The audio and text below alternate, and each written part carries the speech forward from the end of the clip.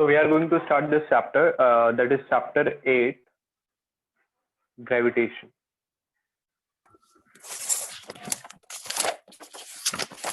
ठीक है ना, समझना ध्यान से।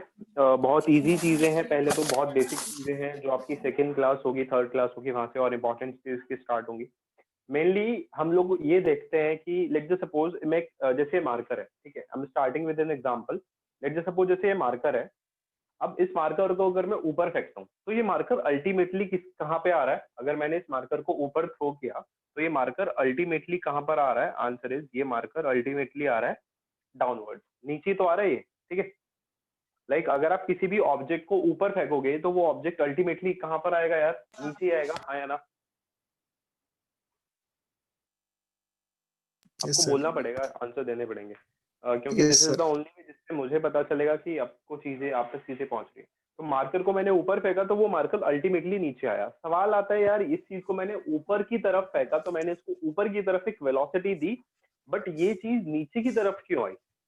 क्या रीजन है जिसकी वजह से नीचे आई? तो है क्या यहाँ पे? ये मार्कर क्या है? ये मार्कर है एक ऑब्जेक्ट। ये मार्कर क्या है? This marker is an object.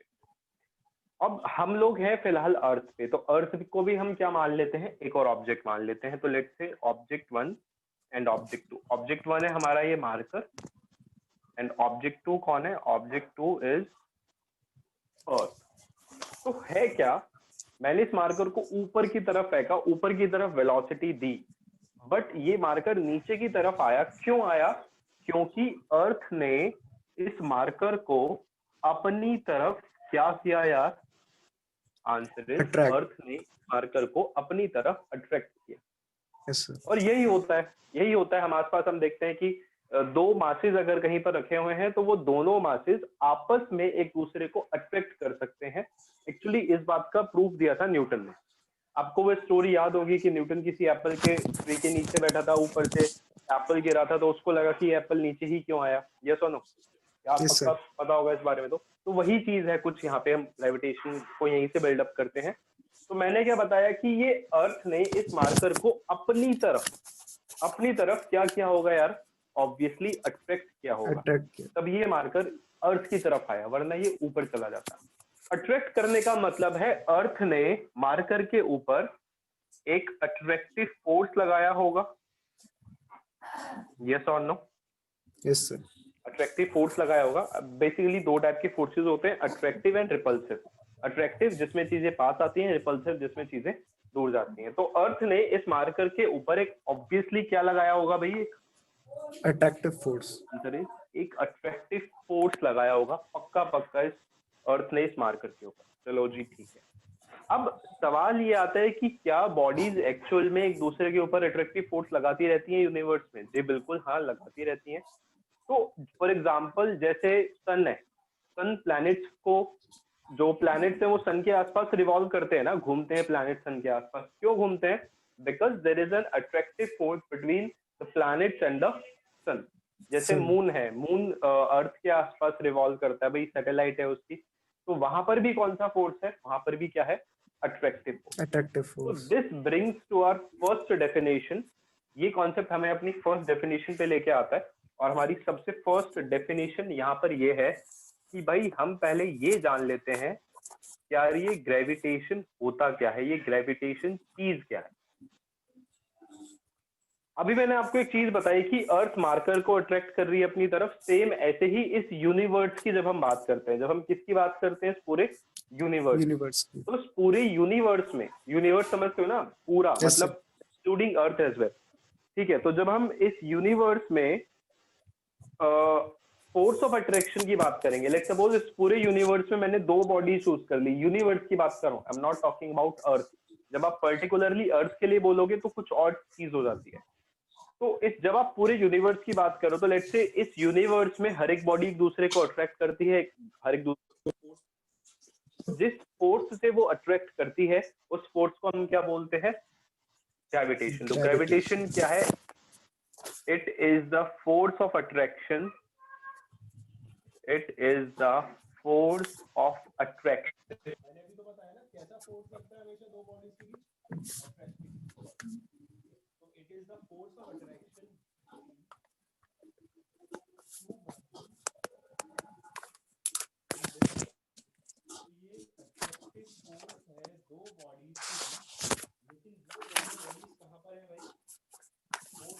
Bodies हैं किसमें? यूनिवर्स। यूनिवर्स में। तो बात Yes, समझ sir. आई? जब भी मैं बोलूंगा यूनिवर्स की बात करूंगा, यूनिवर्स की बात करूंगा, तो समझना ध्यान से, वो टर्म क्या कहलाएगी आपकी? बोलो। सर आपकी आवाज कट रही है। मेरी आवाज मुझे आपकी कट के आ रही है। एक सेकंड सर, मैं जरा दोबारा से वो हेडफोन लगाता हूँ।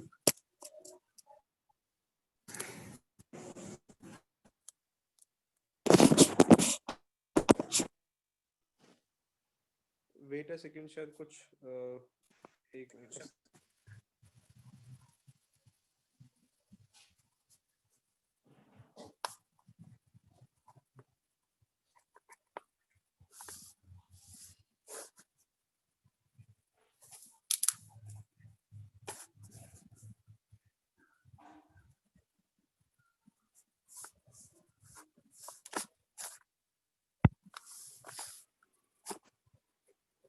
अब क्लियर है? बताना, वो शायद डिस्कनेक्ट हो गया था माइक यस इसलिए। यस सर, तो क्लियर है। व्हाट आई वाज सेइंग कि यार, जब भी आप इस यूनिवर्स की बात करोगे तो इस यूनिवर्स में जो भी दो बॉडीज के बीच में फोर्स ऑफ अट्रैक्शन लगता है, that force of attraction is called gravitation. Universe की जब हम बात करें, जो मैंने आपको एग्जांपल दिए कि जो प्लैनेट्स और सन के बीच में अट्रैक्टिव फोर्स है, that is called gravitational force. ठीक है। अब सवाल आता है अर्थ के रेस्पेक्ट में क्या बोलते हैं, क्योंकि हमको मेनली इस चैप्टर में अर्थ से डील करना है। तो नेक्स्ट हेडिंग जो हमारी यहाँ पे आती है, दैट इज ग्रेविटी। तो बहुत बेसिक सा डिफरेंस है इसमें कि it is the force of attraction, it is the force of attraction between. ठीक है, देखो अभी मैंने जो एग्जांपल लिया था आपके सामने, ये एग्जांपल लिया था मैंने मार्कर का और किसका? अर्थ का। तो अब देयर इज दिस थिंग, हमने ग्रेविटेशन किसको नाम दिया? उन दो बॉडीज को जो यूनिवर्स में लाई कर रही हैं। ठीक है, रेस्पेक्ट में जब हम बोलेंगे तो it is the force of attraction between, उन दो बॉडीज में से एक बॉडी हमेशा कौन होगी? Earth. Earth. Between, it is the force of attraction between earth and any object lying on or near its surface।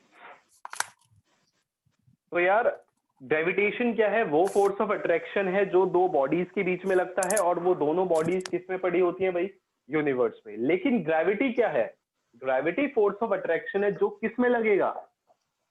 Between earth और object के बीच में, जो एन अर्थ, ऑब्जेक्ट के हाँ बीच में। ऑब्जेक्ट, अब ऑब्जेक्ट अर्थ की सरफेस पे हो सकता है या अर्थ की सरफेस के आसपास हो सकता है। अब लेट सपोज जो ये Yes, sir. मार्कर वाला एग्जांपल था, तो मार्कर को मैंने ऊपर फेंका तो ये मार्कर अल्टीमेटली नीचे आ रहा है, जस्ट बिकॉज ऑफ किस वजह से? Because of the gravity. बात समझ आई Gravity. कि अर्थ ने इस पे Yes. एक अट्रैक्टिव फोर्स मारा, बट उस अट्रैक्टिव फोर्स को अर्थ के रेस्पेक्ट में हम क्या बोलेंगे?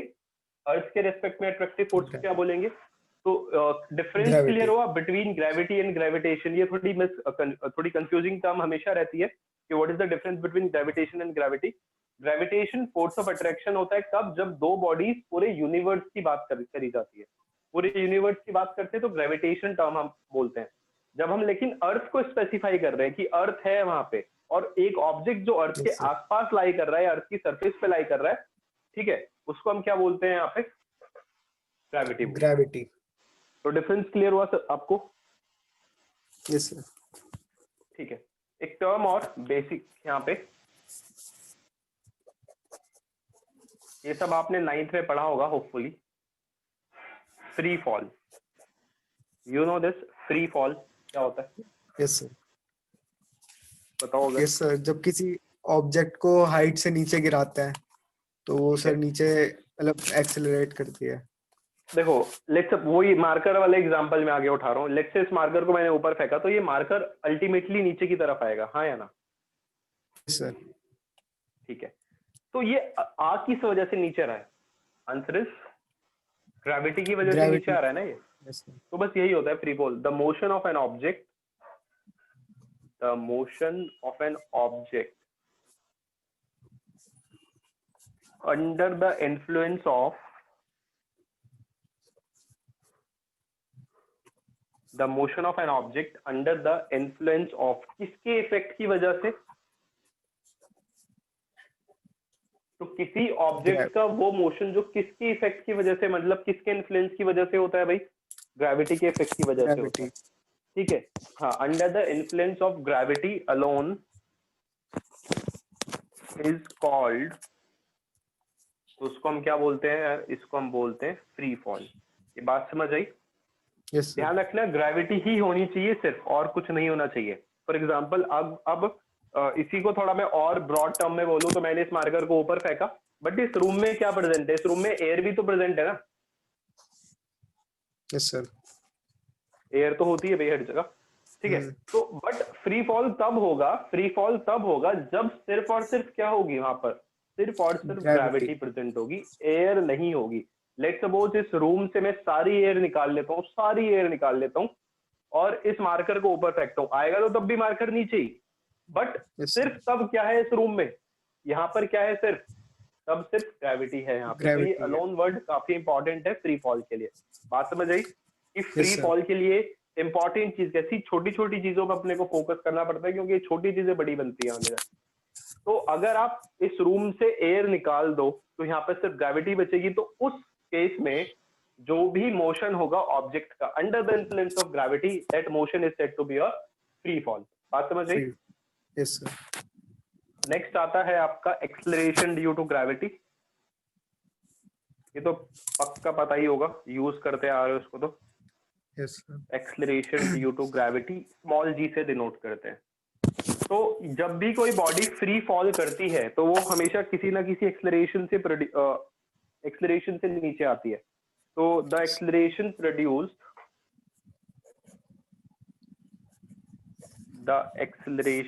Produced in a freely falling body,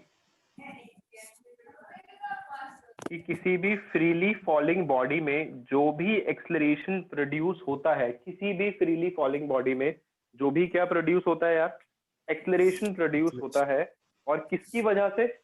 the acceleration produced in a freely falling body. समझना ध्यान से, आगे की डेफिनेशन कंप्लीट करो। मार्कर को ऊपर फेंका तो मार्कर अल्टीमेटली नीचे आया, ठीक है। अब किसी ना किसी वेलोसिटी से तो नीचे आ रहा है, मतलब किसी ना किसी एक्सेलरेशन से तो नीचे आ रहा है, because velocity and acceleration are related to each other. तो the acceleration produced in a freely falling body, इस मार्कर को मैंने ऊपर फेंका, ये अल्टीमेटली नीचे आ रहा है, तो कुछ ना कुछ एक्सेलरेशन प्रोड्यूस हुआ है इसमें। तो the acceleration produced in a freely falling body. Bye the way, free fall कैसे हो गया देखते हैं जरा। मैंने अभी एग्जांपल क्या दिया था, इस रूम से मैंने सारी एयर हटा दी, तो सिर्फ क्या बचेगी यहाँ पे? सिर्फ ग्रेविटी ही तो बचेगी यहाँ पे। यस और नो? Yes sir. तो किसी भी फ्रीली फॉलिंग बॉडी में जो एक्सेलरेशन प्रोड्यूस्ड होता है, बट किस वजह से? The acceleration produced in a freely falling body under the gravitational pull of अर्थ,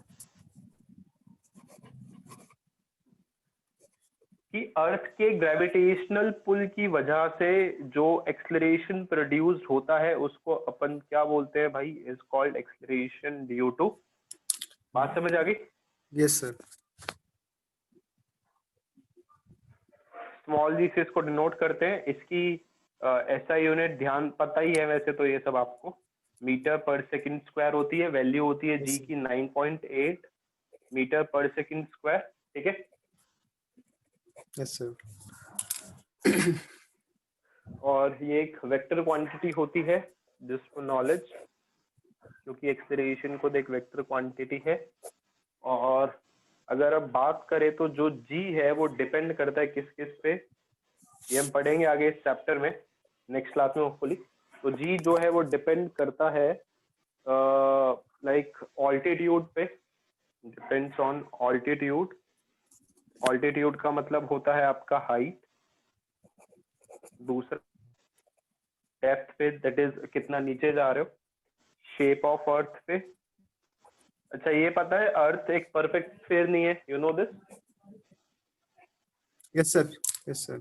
हाँ ठीक है। शेप ऑफ अर्थ किस किस पे डिपेंड करता है? ऑल्टीट्यूड पे, डेप्थ पे, शेप ऑफ अर्थ पे, और आपका लास्ट आता है रोटेशन ऑफ अर्थ पे। और भी 2-3 फैक्टर्स होते हैं जिन फैक्टर्स पे डिपेंड डिपेंड करता है आपका जी, मेनली ये फैक्टर्स है जो आपके सिलेबस में है, जिसमें से ये 2 डेरिवेशन हैं आपके सिलेबस में बस, हाइट और ओके डेप्थ वाली, आगे कुछ नहीं है। बट ये नॉलेज के लिए मैं बताऊंगा क्योंकि ये यूज हो जाता है कभी कभी। शेप ऑफ अर्थ, ये जो मैंने अंडरलाइन किया है इसको लिखो जल्दी से। ओके ध्यान रखना ये सिर्फ इन पे डिपेंड करता है, मास और साइज ऑफ बॉडी पे डिपेंड नहीं करता। अगर मैं एक ट्रक को फेंकूं और एक मार्कर को फेंकूं ना किसी हाइट से, तो दोनों के यस लिए जी की वैल्यू क्या होगी, सेम होगी। सेम ध्यान रखना ये मास और साइज पे कभी डिपेंड नहीं करता। तभी मैंने लिखा यस है जी स्पेसिफिकली डिपेंड्स ऑन इस पे। मास वगैरह पे डिपेंड करता है तो वो मेंशन होता है यहाँ पे, ठीक है। ओके सर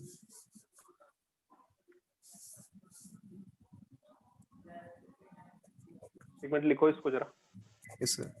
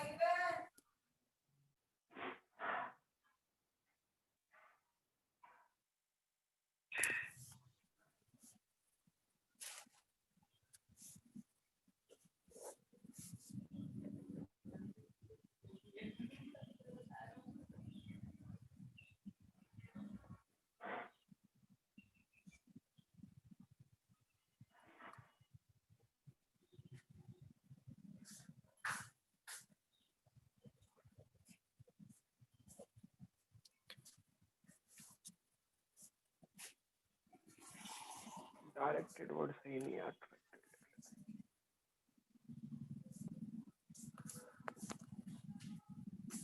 हो गया।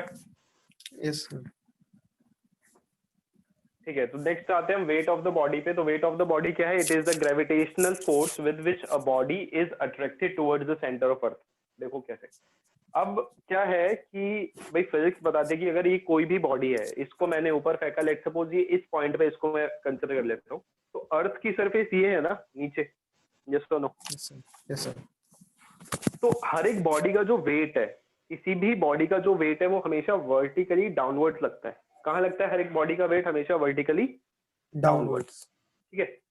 तो ये वो ग्रेविटेशनल फोर्स है, समझना। मैंने इस मार्कर को ऊपर फेंका, ये मार्कर जो है ये किस वजह से नीचे आ रहा था, आंसर बी, ये मार्कर नीचे आ रहा था किस वजह से, ग्रेविटेशनल फोर्स की वजह से। ग्रेविटेशनल फोर्स अब ये जो किसी बॉडी का वेट जो होता है, बॉडी का वेट ग्रेविटेशनल फोर्स ही होता है, जिसकी वजह से बॉडी किसकी तरफ अट्रैक्ट होती है, हमेशा अर्थ के तरफ, सेंटर की तरफ। ओके तो ये अर्थ है, इस मार्कर को मैंने फेंका ऊपर, तो ये मार्कर अल्टीमेटली नीचे ही आना है। तो इसका जो वेट है वो वेट कहाँ लगेगा, इसका अल्टीमेटली नीचे की तरफ।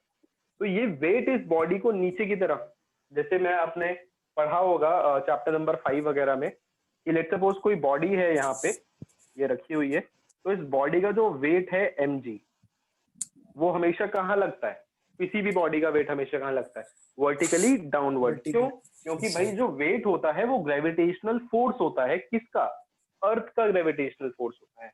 बात समझ आई। यस सर और वेट का फॉर्मूला होता है W is equals to mg। तो ये छोटा सा फॉर्मूला है जो हम लोग यूज करेंगे काफी आगे। और ध्यान रखना है कि ये वेक्टर क्वांटिटी होती है, क्योंकि g एक वेक्टर है तो वेट भी क्या है, एक वेक्टर। मैं इसको वेक्टर नोटेशन में लिखूं तो ऐसे, तो W is equals to mg, ठीक है। यस सर इसकी यूनिट वेट की एनी आइडिया, सी फोकस करो, ये फोर्स होता है ना, यस है ना, it is the gravitational force. और फोर्स की यूनिट क्या होती है, sir Newton, Newton, yes sir इसीलिए तो ध्यान रखना वेट फोर्स ही है, बट फोर्स किसका है, अर्थ का, जिस फोर्स से अर्थ बॉडी को अपनी तरफ अट्रैक्ट करती है। समझ आई बात। yes sir. ठीक है, तो SI यूनिट न्यूटन है और बस बता देता हूँ ये कैसी क्वांटिटी है यार, एक this is a Vector. Vector. Okay, तो this brings to us next topic. हमारा नेक्स्ट टॉपिक पे आ जाते हैं हम जरा। ये बेसिक्स थे कुछ 4-5 चीजें जो आपको पता होनी चाहिए, कुछ टर्मिनोलॉजी जो हम लोग इस चैप्टर में फर्दर यूज करेंगे, तो ये कुछ वो चीजें हैं। नाउ नेक्स्ट आती है, ये पता है आपको, इंपॉर्टेंट नहीं है बिल्कुल भी, न्यूटन्स लॉ ऑफ ग्रेविटेशन।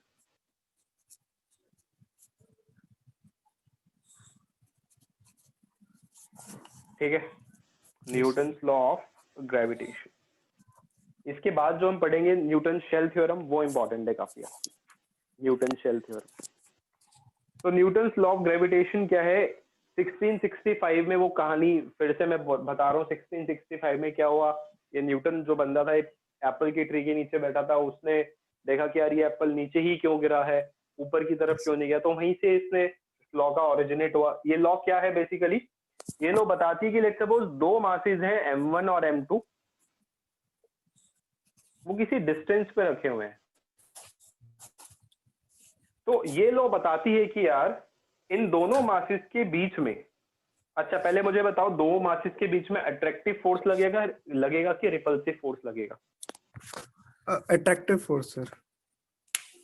ठीक है, अट्रैक्टिव फोर्स। ध्यान रखना, अभी मैंने कहीं बताया भी था कि Yes, force sir. Of attraction होता है दो बॉडीज जो यूनिवर्स में। ध्यान रखना, फोर्स हमेशा कैसा होता है? ये अट्रैक्टिव फोर्स होता है नेचर। Yes sir. तो अकॉर्डिंग टू दिस लॉ,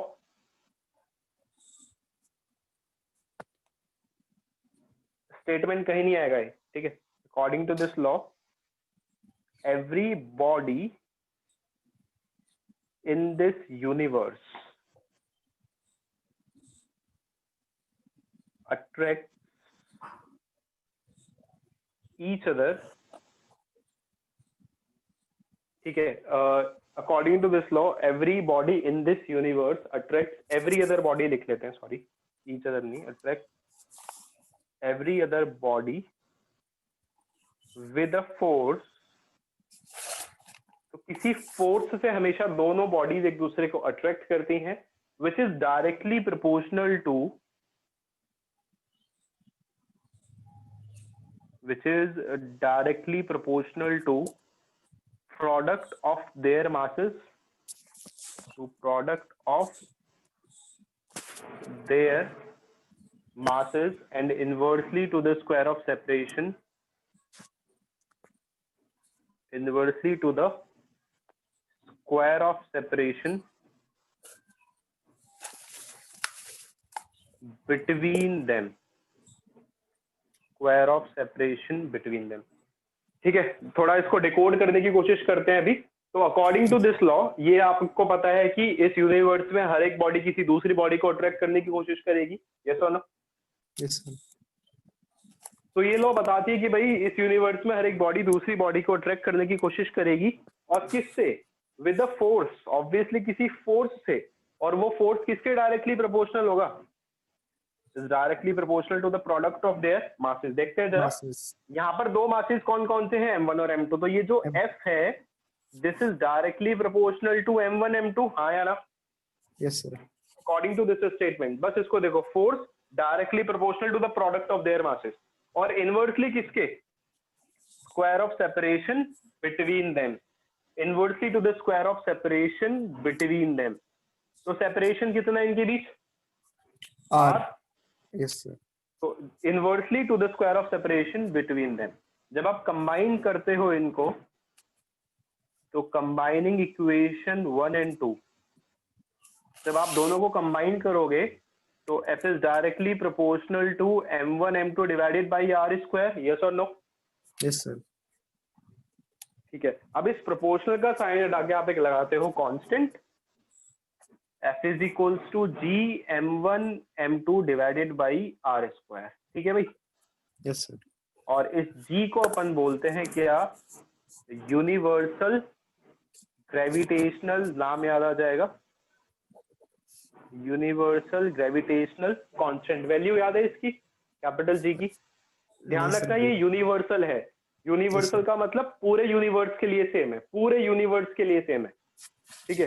चाहे आप अर्थ के लिए लो, अर्थ के लिए भी सेम है, किसी और प्लैनेट के लिए लोगे तो भी वैल्यू सेम है। इसकी वैल्यू होती है 6.67 इंटू 10⁻⁻11 न्यूटन मीटर स्क्वायर पर किलोग्राम स्क्वायर। ठीक है, यस सर। इसको लिखो जल्दी से।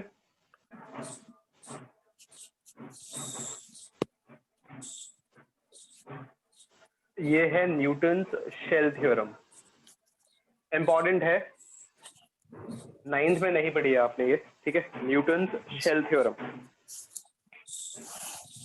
इसमें दो केसेस हम लोग पढ़ेंगे यहाँ पे। पहले जरा मैं लिख देता हूँ और एक कॉन्सेप्ट आपको पता चलेगा, पॉइंट मास का कॉन्सेप्ट। एक्चुअली ये जो लॉ है, जो ये थ्योरम है, न्यूटन की थ्योरम है, ये किसी पॉइंट मास पे फोर्स बताती है।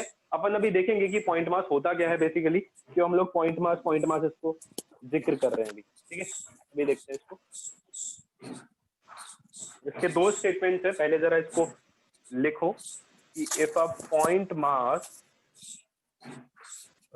lies outside a uniform sphere or shell, if a point mass lies outside a uniform sphere or shell with a spherical symmetry,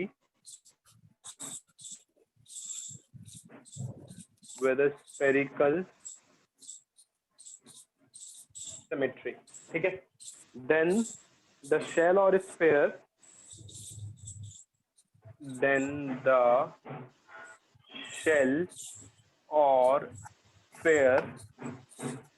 attracts the point mass,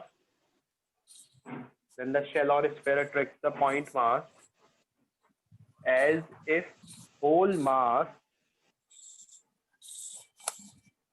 attracts the point mass as if attracts the point mass towards the center, लिख लेते हैं,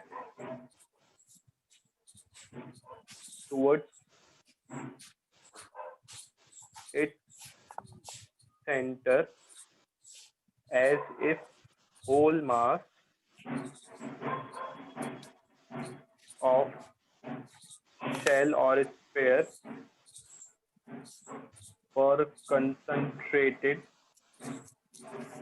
as if whole mass of shell or sphere were concentrated at its center।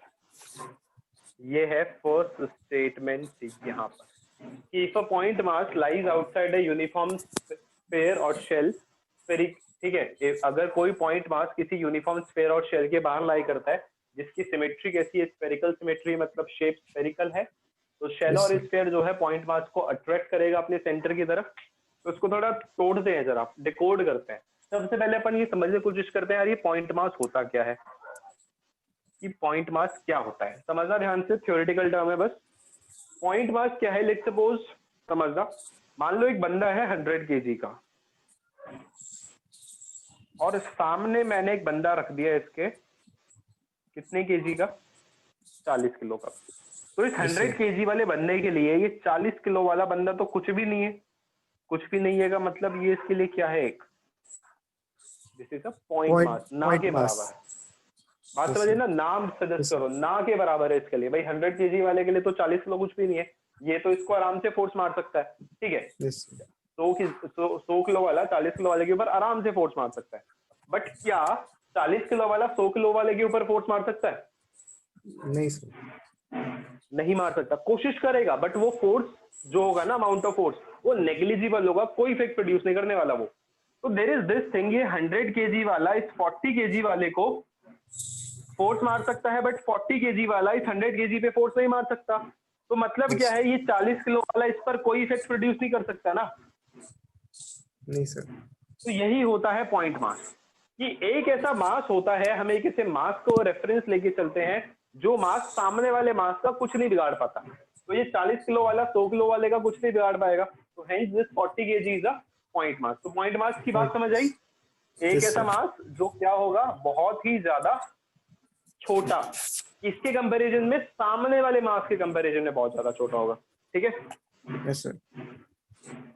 तो इसको जरा आप थोड़ा आगे समझते हैं कि अगर कोई पॉइंट मास किसी यूनिफॉर्म स्फीयर और शेल के बाहर लाई कर रहा है, बाहर लाई कर रहा है। अब जरा मैं आपको एक मोटा मोटा डिफरेंस बता देता हूँ, ये एक्चुअली 12th में जाके आपको कॉन्सेप्ट वापस रिपीट होगा कि what is the difference between a sphere and shell. Please ध्यान रखना, स्फीयर जब भी अपन लिखेंगे, स्फीयर होता है सॉलिड, और जो शेल होती है क्या, अंदर से होलो। स्फीयर जो होता है, स्फीयर क्या होता है, सॉलिड, अंदर से भरा हुआ होता है, अंदर मास होता है स्फीयर के। जबकि शेल जो है, शेल अंदर से होलो होती है, मतलब शेल के अंदर कोई मास नहीं होता। बात समझ आई?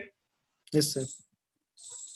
ठीक है, तो यहाँ पर क्या बोल रहा है कि अगर कोई पॉइंट मास किसी शेल और स्फीयर के बाहर लाई कर रहा है, लेट सपोज हमने एक ये स्फीयर बना दिया,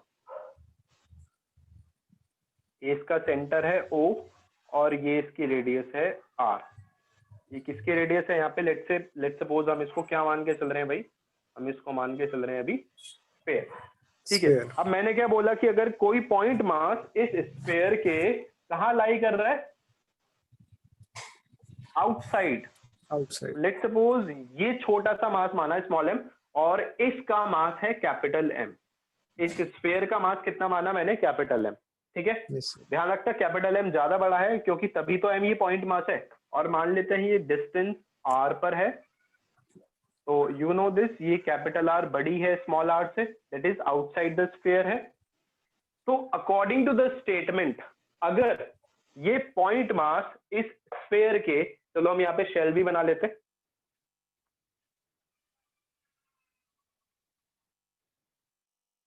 ठीक है, शेल को थोड़ा मैं ऐसे रिप्रेजेंट कर रहा हूं डबल लाइन से, तो लेट्स से दिस इज अ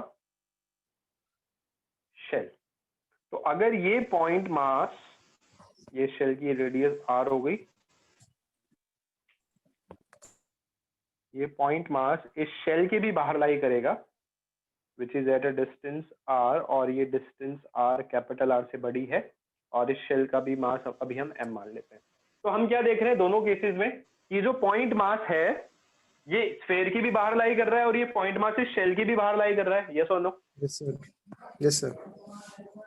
तो अगर कुछ ऐसा होता है कि कोई भी पॉइंट मास किसी स्फीयर या किसी शेल के बाहर लाई करता है, तो with spherical symmetry, spherical symmetry का मतलब इनकी शेप जो है वो कैसी है, स्फीयर जैसी। ठीक है जी, आगे देखते हैं। इसमें क्या बोला हुआ है, देन द शेल और स्फीयर, जो शेल है या फिर स्फीयर है, शेल और स्फीयर दोनों पॉइंट मास को क्या करते हैं, अपने सेंटर की तरफ अट्रैक्ट करता है। क्या करते हैं, अट्रैक्ट करेंगे। बिल्कुल ऐसे जस्ट इमेजिन, ये जो मार्कर है, ये मार्कर है एक पॉइंट मास। भाई इसका तो मास बहुत छोटा है ना अर्थ के मास के कंपैरिजन में। Yes sir. अगर ये यहाँ पर है, क्या ये अर्थ के सेंटर पे है अभी? जी नहीं, अर्थ के सेंटर पे नहीं है अभी, ये यहाँ पर है, तो इसको मैं छोड़ रहा हूँ, तो ये नीचे की तरफ जा रहा है ना। क्यों जा रहा है? क्योंकि अर्थ इस पॉइंट, क्योंकि अर्थ जो कि एक बड़ा मास है, वो इस पॉइंट मास को अपनी तरफ क्या कर रही है, अट्रैक्ट कर रही है, अट्रैक्ट कर रही है। और अभी ये पढ़ा था इन बेसिक्स में कि अट्रैक्ट कर रही एक ग्रेविटेशनल पुल लगा के, दैट इज वेट की वजह से ये बॉडी नीचे की तरफ खींची चली जाएगी अर्थ के, because of the gravitational pull of earth. तो सेम ऐसे ही ये बॉडी, ये जो स्फीयर है, ये इसको अपनी सेंटर की तरफ क्या करेगा, अट्रैक्ट करेगा with a force G capital M small m by R square. अब ये भी बताया है, देखो ये रहा फोर्स। सर। यहां पर भी शेल इसको अट्रैक्ट करेगी, G capital M small m by R square. Direction की बात करते हैं, ये रहा सामने पॉइंट मास, मैं हूं अर्थ, तो मैं इसको अपनी तरफ बुलाऊंगा ना, अपनी तरफ। Yes sir. तो ये मास किस तरफ खींचा चला आएगा, इस तरफ खींचा चला आएगा। प्लीज बताओ अगर ये कॉन्सेप्ट समझ आया तो। Yes sir. फिर आता है यहाँ पे इसका सेकंड स्टेटमेंट, बहुत इजी है, बस एक बहुत छोटा सा लॉजिक आपको याद रखना है, सामने मैंने लिखा हुआ है वैसे। तो सेकंड केस देखते हैं। अभी तो पॉइंट मास कहाँ लाई कर रहा था यार, आउटसाइड, मतलब शेल या स्फीयर थी तो उसके बाहर लाई कर रहा था। अब देखते हैं जरा, तो if a point mass lies inside a uniform sphere और शेल, कि अगर कोई पॉइंट मास किसी यूनिफॉर्म स्फीयर और शेल के अंदर लाई कर रहा है, then gravitational force on the shell, sorry, on the point mass, on the point mass due to shell is zero. कि अगर ये पॉइंट मास यूनिफॉर्म स्फेयर या शेल के अंदर लाई करेगा तो जो ग्रेविटेशनल फोर्स होगा किसका, किस पे, पॉइंट मास पे, किसकी वजह से भाई, शेल की वजह से, शेल की वजह से वो फोर्स होगा zero.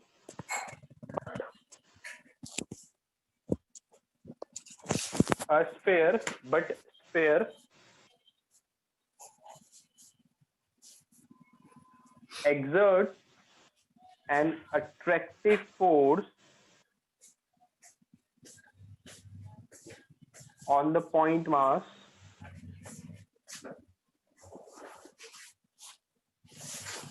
but sphere exerts an attractive force on the point mass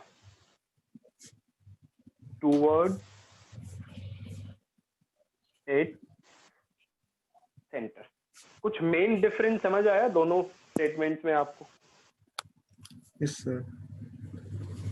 क्या अगर बताना चाहो तो आप,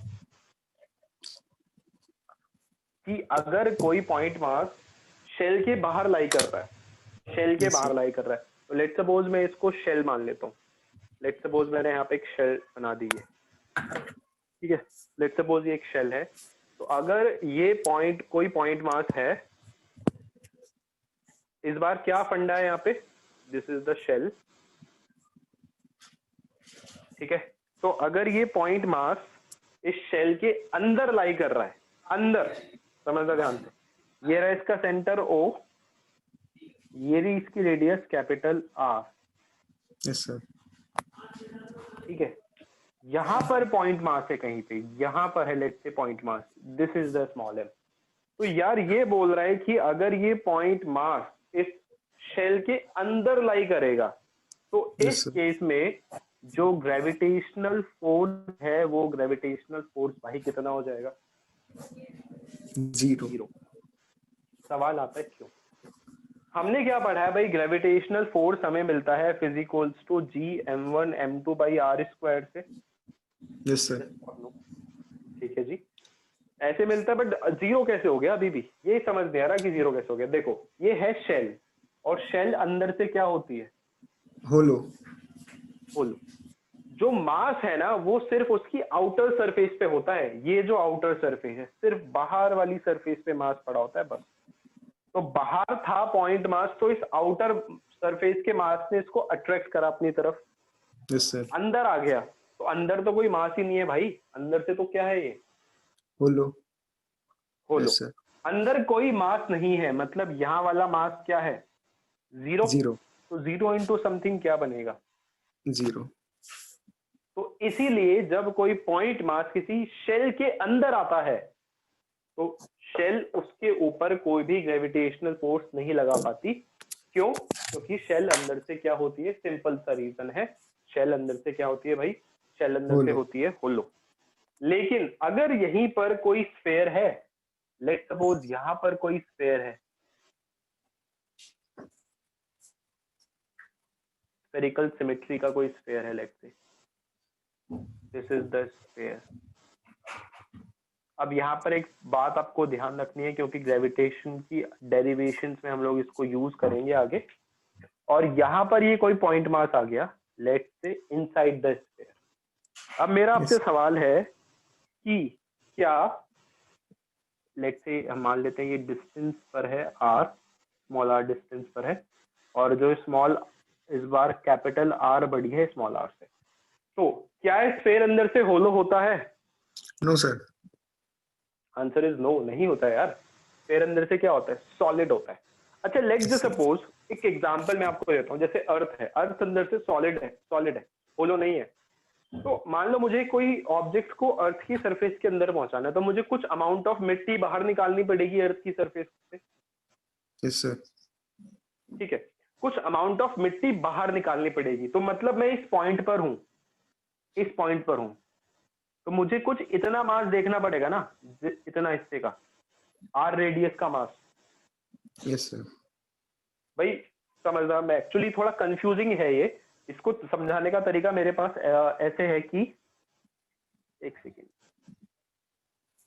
ठीक है, लेट्स सपोज अभी आप बाहर थे, यहाँ पर थे, ठीक है, जब आप इस पॉइंट पर थे तो इस पॉइंट पे सीन क्या था, तो पूरा फेयर आपको दिख रहा था यहाँ से, हाँ या ना? Yes sir. अब सोचो, जस्ट इमेजिन करो, आपको इस ऑब्जेक्ट को यहाँ पुट करना है अंदर, तो कुछ अमाउंट ऑफ हिस्सा बाहर निकालना पड़ेगा ना, तभी तो ये अंदर जाएगा। जब इसको Yes, sir. डिग करोगे तभी तो बाहर जाए, जब इसको डिग करोगे, खोदोगे, तभी तो कुछ हिस्सा बाहर आएगा, तभी ये अंदर जा पाएगा। Yes sir. ठीक है, तो सेम वही चीज यहाँ पे। तो ये लेट्स सपोज इस पॉइंट पे पहुंच गया। अब जब इस पॉइंट पे पहुंचेगा ये, तो इसको जो मास आगे देखना है वो सिर्फ ये वाला मास देखना है आगे, इसको बस इतना मास। ये वाला क्यों नहीं देखना, पीछे वाला? कोई रीजन?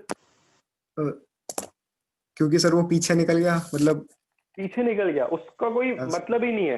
देखो, मैं सामने खड़ा हूं, सामने कोई ऑब्जेक्ट है, वही मेरे को अट्रैक्ट कर सकता है, जैसे यहाँ पर।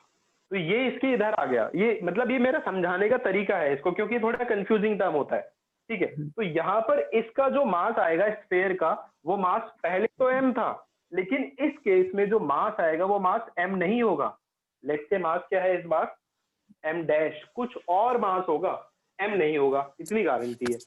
तो इसीलिए मैं इसको ऐसे समझाता हूँ कि मान लो आपने स्फेयर के अंदर कुछ पुट करना है, तो स्फेयर से कुछ बाहर निकालना पड़ेगा ना, तभी तो कुछ पुट कर पाओगे स्फेयर के अंदर। Yes sir. ठीक है, तो इसीलिए यहाँ पर जो मास होगा m डैश, मतलब सिर्फ इतना हिस्सा स्फेयर का इसके ऊपर अट्रैक्टिव फोर्स मार सकता है, सिर्फ इतने हिस्से का मास, इतने।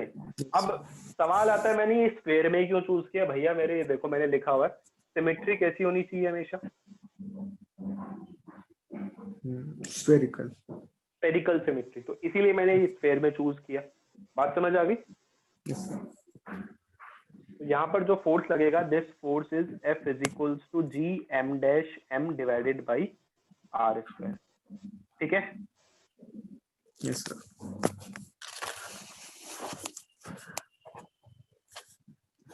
तो ये थी आपकी Newton shell theorem.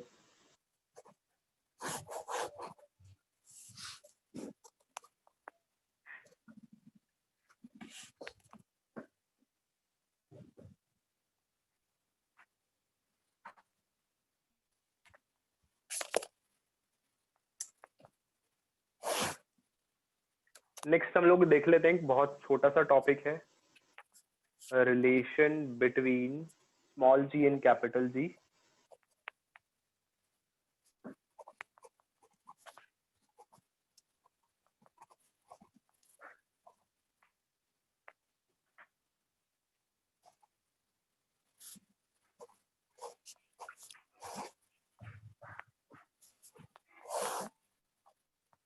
Let's suppose हमने अर्थ कंसिडर की r रेडियस की,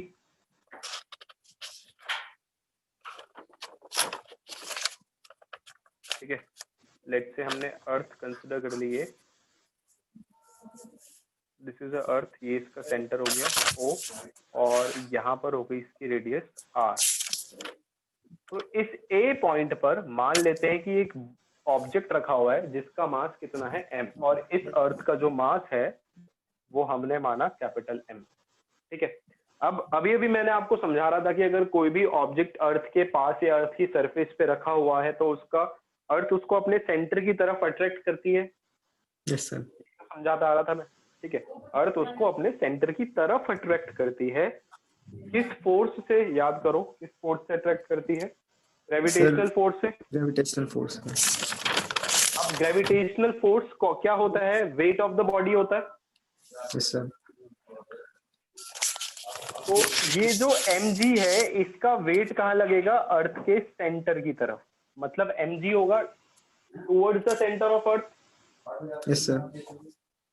ठीक है, तो बाय द वे s किसके इक्वल होगा यहाँ पे? f is equals to g capital M small m divided by r square.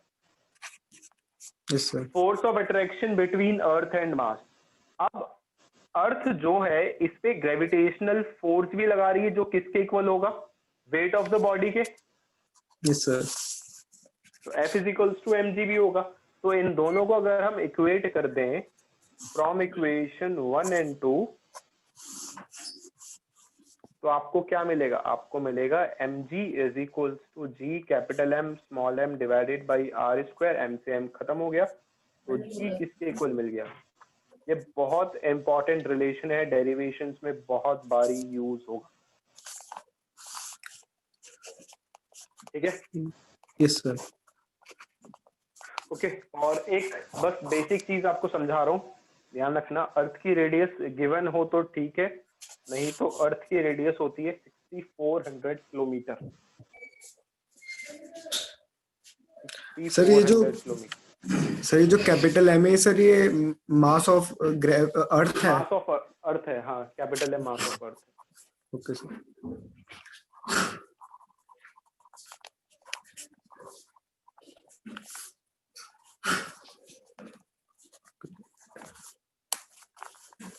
और अर्थ का मास समवेयर होता है कुछ 6 × 10⁻24 kg। बस मैं लिख रहा हूँ, ये वैल्यूज आपको गिवन होंगी वैसे क्वेश्चन पेपर में, ये नॉलेज के लिए बता रहा हूँ मैं।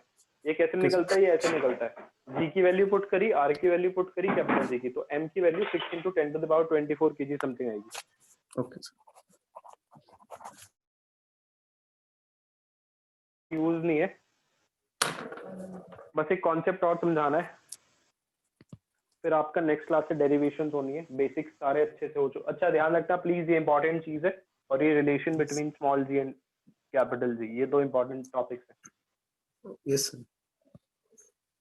ओके, एक चीज समझा देता हूं मैं, ध्यान रखना, कभी कभी क्वेश्चन में आपको डेंसिटी गिवन होगी, कभी कभी क्वेश्चंस में डेंसिटी का जिक्र हो सकता है, तो प्लीज ध्यान रखना, डेंसिटी हमेशा क्या रहेगी, यूनिफॉर्म। ये कुछ ट्रिक्स हैं या बातें हैं छोटी मोटी, डेंसिटी क्या रहेगी, हमेशा यूनिफॉर्म रहेगी, ठीक है। यूनिफॉर्म का मतलब डेंसिटी हमेशा क्या रहती है, सेम रहती है।